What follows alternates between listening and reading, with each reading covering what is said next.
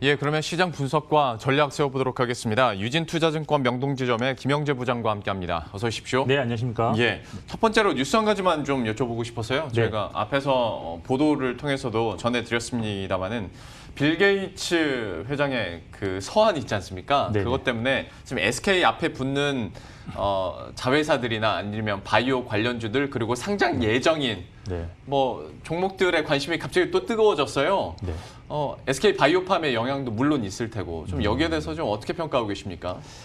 네, 실제로 뭐 SK 저는 케미칼이 가장 뭐 시가총액도 크고 뭐 시가총액이 제일 큰 건 아니지만 그래도 상당히 예전부터 전통적인 그런 제약 산업에 종사하던 종목인데 상당히 최근 급등하고 있는 상황인데요. 사실 시장이 안 좋아도 이들 종목들에 대한 관심이 지속될 수밖에는 없는 것 같습니다. 지금 가장 핫한 이슈이기도 하고 여기에 지속적으로 새로운 뭐 추가적인 호재성 재료가 지속되고 있는데 사실 이런 것이 사실 처음은 아닙니다. 뭐 사실 제약 바이오 내에서도 예전에 셀트리온도 가장 좋았던 시기가 있었고 또한 최근까지만 해도 삼성 바이오로직스가 꾸준하게 상승하는 가장 또 최근 좋았던 종목이죠. 그래서 지금은 SK그룹주 특히 이제 바이오 쪽이 상당히 핫하다라고 볼 수밖에 없는데 그렇습니다. 뭐 어차피 시장은 약간 뭐 돌고 도는 상황에서 좋은 재료가 계속 추가적으로 나올 수밖에 없는 상황이 지금 현재 그 SK 바이오 관련 종목에 지금 집중되는 상황인데 그렇지만 결국 나중에 가서는 제자리를 찾던지 아니면 눌림목으로 다시 회귀하는 그런 상황이 분명히 올 것 같습니다. 그래서 뭐 너무 올라간다고 해서 너무 이렇게 쫓아가서 매매하실 필요는 없다. 저는 그렇게 보고 있습니다. 사실 이전에도 그 빌 게이츠 재단 회장이 관련 내용 코로나19 뭐 대응과 관련해서 우리나라가 잘하고 있다라고 하자 또 관련된 종목들이 좀 급등하는 추세가 있었는데 특히 이번 사안에는 그 SK 바이오 사이언스가 직접 언급이 되다 보니까 네. 조금 더 격하게 좀 주식시장이 반응을 하고 있는 것 같은데 변동성에 대해서는 좀 유념을 해 두셔야 될 것 같고요. 그러면 이런 뉴스를 빼고서라도 네. 어쨌거나 제약바이오주에 대한 기대감들은 계속 있는 상황이지 않습니까? 그리고 백신 개발도 어쨌거나 현재 진행형이고 네. 좀 그러면 제약바이오주 현 시점에서의 투자 의견은 어떻게 갖고 계세요? 네, 현재 사실 바이오, 제약 바이오뿐만 아니라 사실 고공행진을 벌이고 있는 테마주 투자에도 뭐 적용되는 예약인데 일단 시세가 예상보다 훨씬 많이 하는 종목에 대해서는 바이오 종목 내에서 좀 주의가 좀 필요하지 않을까. 그리고 큰 시세 이후에 뭐 대량 거래 여기까지 또 수반한 종목은 전고점 돌파를 확인하신 후에 오히려 추가로 매수를 하시던지 그렇게 하셔야 되는데 일단 코로나와 관련해서 지금 치료제라든지 백신 개발에 관한 뉴스가 사실 꾸준하게 뭐 나올 것으로 일단 볼 수밖에 없는 상황이기 때문에 죽지 않은 테마로 이것은 지속 가능하다라고 일단 보고 있습니다. 그렇지만 뭐 기존 종목 뭐 이미 나왔던 종목들이 뭐 꾸준하게 상승한다 이런 얘기는 아닌 것 같고 오히려 그 신규 종목이 급등하는 뭐 그런 패턴으로 이 테마가 좀 진행될 가능성이 있다라는 점에서 투자 전략은 좀 더 좀 신중하게 세우실 필요가 있다라고 보고 있습니다. 일단 꾸준히 시세가 나기보다는 단기에 시세가 분출하는 그런 모습으로 진행될 것으로 예상되기 때문에 그런 점에서 본다면 단기에 이미 시세가 난 종목은 주의가 좀 필요하다. 그렇지만 뭐 지금 최근에 그 트렌드가 일단 첫날 관련 재료가 나온 첫날은 추격 매수해도 뭐 상한가 매수까지도 해도 수익이 그 이후에 좀 나는 경향이 있기 때문에 일단 첫날은 뭐 매매 전략에서 쫓아가는 건 괜찮을 것 같고요. 그렇지만 2일째, 3일째는 신중함이 요구된다라고 할 수가 있는데 결국 뭐 최근에 그 파우치 소장이 치료제나 백신 개발은 뭐 3분기 말 정도쯤에 나올 수도 있지만 결국 최근에 또 나온 말이 일반인들에게 널리 보급되기까지는 상당히 거의 1년여 정도가 걸린다. 결국 이 말은 코로나 종식은 앞으로도 한 1년 정도는 이후에 될 것이라는 점에서 결국 기대감이 있는 종목, 업종에 대해서는 변동성은 심하지만 계속 지속적으로 관심을 가질 필요는 있다라고 보고 있습니다. 저는 설명 듣다가 뭐 기대감이나 트렌드라는 단어에서 확 꽂힌 게 요즘 기사 보면 PER 대신 PDR이다 뭐 이런 얘기를 많이 합니다. 그러니까 예전에는 실적도 보고 그래서 밸류 가치도 보고 했을 텐데 지금은 그러니까 앞으로 잘 될 것 같은 기업들, 그러니까 꿈을 먹고 이제 지표로 삼는 건데 대표적으로 미국에서는 테슬라나 니콜라가 있었고, 근데 테슬라는 이제 실적이 나오기 시작하고 있으니까 어쩔지 모르겠습니다만, 국내에서는 크게는 바이오, 그다음에 인터넷 기업들도 몇몇 있고 게임들도 있고 아니면 실체 없이 오르는 종목들도 좋다 싶으면 PDR로 얘기를 하거든요. 좀 이런 현상에 대해서는 어떻게 보시는지 궁금하네요. 이런 현상은 사실 그러니까 주가가 지금 가치 대비 많이 올랐는데 거기에 대해서 어떤 그런 정당성을 부여하기 위한 하나의 그런 유행 같은 그런 지표지 않느냐, 저는 그렇게 보고 있는데, 그런데 결국 보면 이것이 실적으로 정말 연결되지 않는 이상 결국에 가면 나중에 보면 고평가의 그런 어떤 다른 용어의 표현의 하나다라고 저는 보고 있고, 그렇기 때문에 지금 정말 이게 사실 계속 지속적으로 설명할 수 없이 계속 상승하는 종목에 대해서 그냥 설명하기 상당히 좋은 용어라고 볼 수 있기 때문에 저는 개인적으로는 좀 신중해서 좀 그렇지만 이제 하나 그런 거 있습니다. 그래서 사실 이 PDR 이렇게 얘기하시는데 그런 거보다는 오히려 추세가 꺾이는 그런 시점에서는 좀 달리 볼 필요가 있다. 그래서 그 추세가 꺾이는 시그널이 전통적으로 많이 있습니다. 정말 급등 이후에 급락인데 그게 장대양, 음봉이 나타나는지 아니면 대량 거래를 수반한다든지 이런 좀 오히려 기술적 분석으로 그런 종목들은 대응하는 것이 좀 더 현실적이지 않나라고 판단하고 있습니다. 예, 사실 되게 업종 구분 없이 편하게 설명할 수 있는 게 또 PDR이잖아요. 다 그냥 맞춰서 많이 오르는 것 같으면 이유를 모를 때 꿈이 있으니까라고 얘기할 수 있겠으나, 저도 사실 특히 주식시장에서 꿈이랑 버블이 정말 한 끗 차이라고 생각을 하거든요. 지금 상황에서는 좋게 평가가 되고 있지만 나중에 다시 되돌림 현상이 나타났을 때는 여기에 대해서도 좀 대비를 하셔야 될 것 같고요. 다만 저도 이런 부분에 대해서 그렇게 긍정적으로 보지 않으면서도 질문을 드릴 수밖에 없는 게 시장이 강하잖아요. 그리고 이런 좀 실체가 없는 종목들이 계속 가니까 이러는 건데, 좀 그러면 시장의 향후 전망들, 특히 이제 이런 종목들이 코스닥에 많이 있는데 지금 상황에서 800 이후의 흐름들은 좀 어떻게 예견하십니까? 네, 일단 코스닥 지수가에 대해서는 사실 지난 월요일에도 말씀드렸던 내용인데, 코스닥 지수는 이제 전고점을 돌파한 그런 시점에서 꾸준히 지금 추세적으로 상승을 하고 있는 그런 상황이라는 점을 좀 더 주목해서 보실 필요가 있다라고 보고 있습니다. 물론 이제 코스닥 지수가 단기적으로 봤을 때는 상당히 지금 이격도가 많이 벌어져서 조정이 나온다 해도 한번 조정은 당연히 나올 수밖에 없지 않느냐라고 보고 있는데, 그래도 기술적으로 봤을 때는 이제 또 고점이 이제 830대에 지금 포진해 있기 때문에 830선까지는 좀 열어두고 좀 접근하실 필요가 있다라고 보고, 또 이런 말이 있습니다. 지금 좀 전에 드림 지수 말씀하셨는데 지수에서도 오버슈팅 나올 수도 있습니다. 그래서 꼭 830선의 한계다 이렇게 생각하실 필요는 없고, 항상 기록은 깨지기 마련이니까 그 기록을 깬다면 오버슈팅 가능성도 충분히 있다.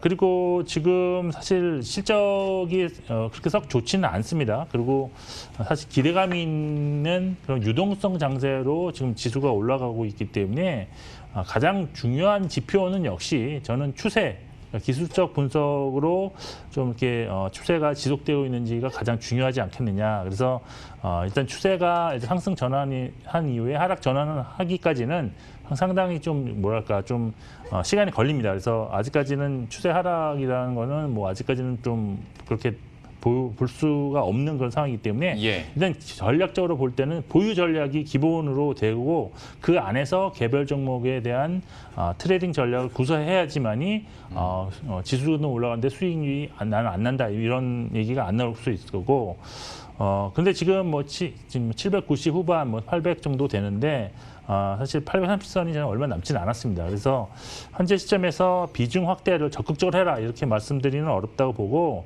추가 매수는 조금 신중하게 할 필요가 있다 이렇게 보시면 될 것 같고, 일단 전반적으로 결론 내리면 일단 추가보다는 보유하는 전략, 그리고 보수적인 투자자들라면 저는 뭐 비중을 조금씩 축소하는 것도 나쁘지 않다라고 보고 있습니다. 어쨌거나 뭐 추가 상승은 가능하지만 어느 정도 상단에 다다르고 있다라고는 평가를 하시는 것 같습니다. 앞으로의 흐름들을 살펴봤고요.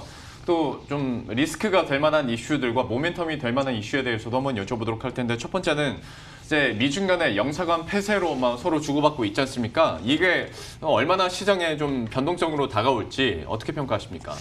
네, 일단 뭐 최근에 뭐 미중 갈등은 뭐 사실 지금 바로 뭐 직전에 나온 그런 얘기는 아니고 사실 미중 갈등 양상은 지속적으로 나왔는데 방법이 좀 다양화되고 변하고 있다라고 저는 보고 있습니다. 근데 현재 그 시장에서 두려워하는 가장 큰 뭐 이슈는 뭐 무역 합의가 파기된다든지, 아니면 뭐 최근 들어서는 뭐 전쟁도 뭐 이런 얘기도 있고, 아니면 뭐 국교 단절 뭐 이런 얘기도 나오고 있는데, 지금 코로나19라는 그런 상황에서 경제가 막 좀 편하려는 그런 조짐이 보이는 상황에서 그런 초강수를 두기에는 뭐 양국에 상대 부담으로 작용할 수밖에 없고, 그리고 미국 대선이 지금 이제 한 얼마 남지 않은 상황에서 사실 반전을 노린 트럼프 대통령의 어떤 중국 카드는 그렇지만 지속적으로 나올 수밖에 없다라고 보여서 일단 추가적으로 긴장은 고조되겠지만 실제 발생 가능성은 크지 않다, 이렇게 접근하시면 될 것 같고, 예. 금융시장에서의 그런 영향 정도도 보면 사실 예전 뭐 2년 전만 해도 뭐 작년까지만 해도 미중 분쟁 뭐 이런 것이 상당히 단일 이슈로 시장에 엄청난 영향을 줬지만, 지금은 미중 갈등이 그렇게까지 막강한 영향을 주는 이슈는 아니라는 점도 좀 참고를 하실 필요가 있습니다. 그리고 현재 그 미국 달러 약세가 좀 진행이 되고 있는 상황인데요. 투기적 달러 포지션이 상당히 지금 증가하고 있습니다. 그래서 미중 갈등이 더 커질 것으로 본다면 사실 달러는 강세로 전환돼서 또 올라가야 되는데 그런 게 아닙니다. 그래서 투자자들이 지금 보실 바로 지표 중에 하나는 그런 달러 강세 전환을 관찰하시면서 금융시장에 미치는 영향 정도를 좀 판단해 보시는 것도 나쁘지 않은 선택이 될 거라고 보고 있습니다. 예, 미중 무역 분쟁과 관련해서는 영향이 제한적일 것이다 얘기를 해주셨는데, 특히 주말 사이에도 오히려 이 뉴스가 더 리스크를 덮었죠. 그 5차 경기부양책 있지 않습니까? 네. 1조 달러. 네. 꽤 많습니다. 좀 여기에 대해서 아직 뭐 결정된 건 아닙니다만은, 네. 여기에 대해서는 그러면 시장에 대한 모멘텀 어느 정도로 평가하세요? 네, 사실 근데 이 모멘텀은 지난주에 원래 이 공화당에서 발표하기로 했는데 이제 한 차례 연기하다가 오늘 밤 정도쯤에 이제 구체적으로 발표를 할 것 같은데, 규모는 한 1조 2천억 달러 정도 되는 것 같습니다. 근데 지수를 이런 부양책이 뭐 견인을 하는 그런 상황으로 연결되려 그러면 시장의 기대치를 좀 더 초과하는 그런 모습으로 접근이 돼야 될 텐데, 일단 빠른 시기에 좀 우리가 예상하고 있는 그런 금액보다 훨씬 더 많은 금액으로 좀 타결이 되어야 되지 않겠느냐라고 보이는데, 지금 사실 민주당이 요구한 3조 5천억 달러의 3분의 1 수준인 1조 2천억 달러 규모의 부양책이기 때문에 효과가 기대보다 크지 않을 수 있다는 점은 좀 고려를 하셔야 되고, 그리고 민주당이 과연 조기에 합의해 줄 것인 더 미지수다라고 보고 있습니다. 그리고 관심사였던 추가 실업 수당 연장 여부는 지금 연장을 하지만 실질적 임금의 70% 수준으로 보장하는 것으로 좀 알려져 있는데, 일단 금액 증감보다는 이것을 연장한다 하는 점에서 좀 긍정적으로 볼 수 있습니다.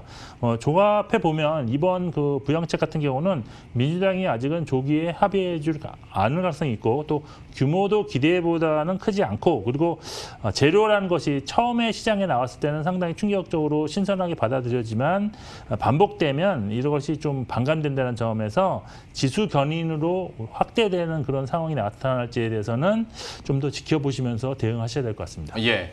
참 뭐 불확실성과 그리고 모멘텀이 공존해 있고 추가적인 상승은 기대되지만 어느 정도 상단에는 가 있다 보니까 개인 투자자 입장에서는 좀 고민이 많으실 것 같은데, 그럼 이런 상황에서 외국인과 기관의 수급들은 좀 어떻게 펼쳐질 것으로 예상하십니까?